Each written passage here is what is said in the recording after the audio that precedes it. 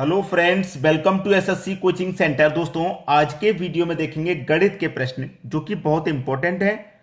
Maths हो और competition class का हो तो इंपॉर्टेंट तो होता ही है, और जो बच्चे तैयारी करना शुरू किए हैं आपके लिए बस इतना कहूंगा कि चैनल को सब्सक्राइब करके बेल आइकन का बटन दबा दें, क्योंकि हम रेगुलर स्टडी कराते हैं, रेगुलर वीडियोस लेकर के आते हैं और आपकी एग्जाम की तैयारी बहुत अच्छे से होगी। ठीक है, तो चलिए स्टार्ट करते हैं। पहला प्रश्न है, दो भाइयों की आयु का अनुपात 5:8 है। दो भाई हैं, ठीक है, दो भाई हैं, ये पहला भाई हो गया, ये दूसरा भाई, ये दो भाई हैं आपस में, ठीक है। दोनों की आयु का अनुपात है 5:8 और उनकी आयु में अंतर 12 वर्ष का है। अंतर अंतर कितने वर्ष का है भाई? 12 वर्ष का। याद रखना, प्रश्न में अगर अंतर दिया जाएगा तो आप अनुपातों का अंतर कर लेंगे, अगर योग दिया जाएगा तो अनुपातों का योग कर लेंगे, गुणनफल दिया जाएगा तो अनुपातों का भी गुणा कर लेंगे, एलसीएम दिया जाएगा तो अनुपातों का भी एलसीएम ले लेंगे। इस बात को नोट करना। अब अंतर है तो अनुपातों का भी अंतर कर लो, तो अनुपात में 5 और 8 का अंतर कितना आएगा भैया? 3। तो इस अंतर में अनुपात के अंतर से क्या करेंगे? डिवाइड दे देंगे। 3 चौके 12, 4 बार में जाएगा ये। तो 4 का गुना मैं 5 से कर दूं, कितना हो जाएगा? 20, और 4 का गुना 8 से कर दूं, कितना हो जाएगा? 32 हो जाएगा। हमसे क्या पूछा था उसने, वो बता दीजिए।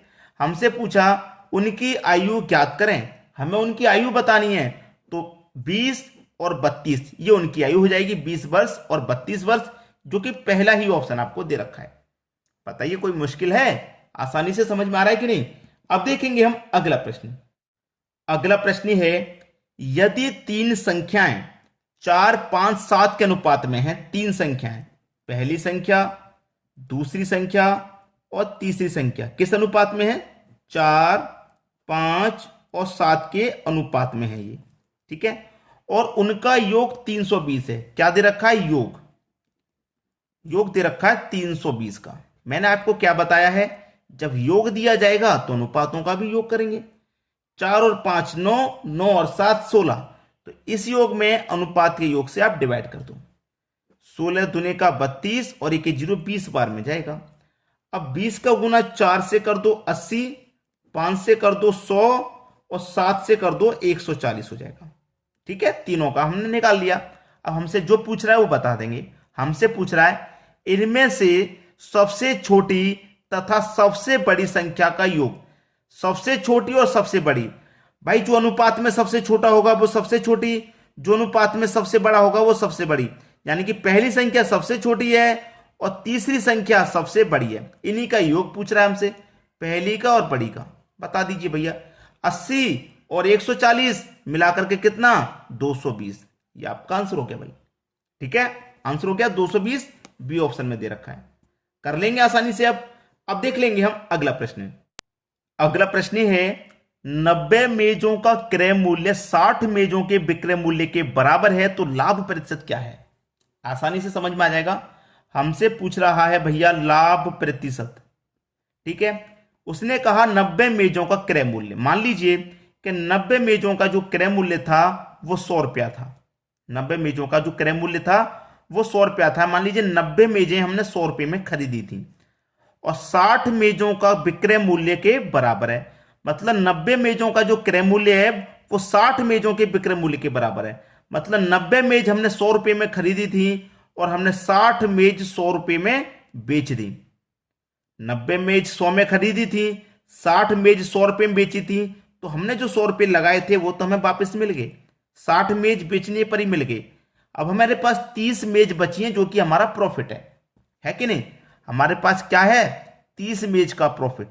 ये 30 मेज का प्रॉफिट कब है? जब हम 60 मेज बेचते हैं तब। और प्रतिशत के लिए क्या करेंगे? 100 से गुना करेंगे। 30 से कटा लो 60 को 2 बार में और 2 से कटा लो 100 को 50 बार में। तो जो प्रतिशत में लाभ होगा वो 50% का होगा। ठीक है, सी ऑप्शन बिल्कुल सही जवाब हो गया। अब देखेंगे अगला प्रश्न।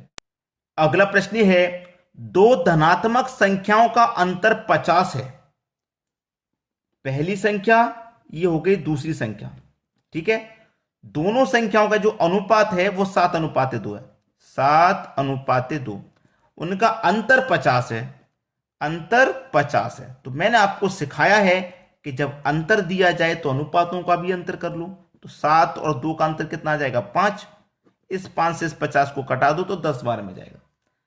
10 का गुना 7 से करेंगे तो 70 और 2 से करेंगे तो 20। दोनों संख्याएं निकल के आ गई, पहली और दूसरी।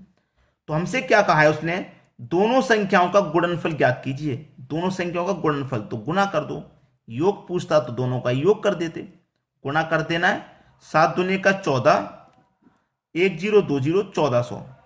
70 का गुना 20 से करेंगे 1400 आंसर निकल के आ जाएगा।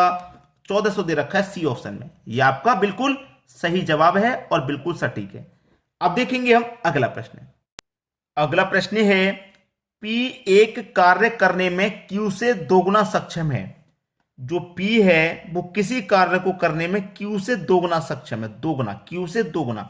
अगर Q एक काम करता है तो P क्या करेगा, दो कर देगा, क्योंकि दोगुना सक्षम है। क्लियर है। फिर कहा है कि दोनों मिलकर कार्य को 22 दिनों में पूरा करते हैं।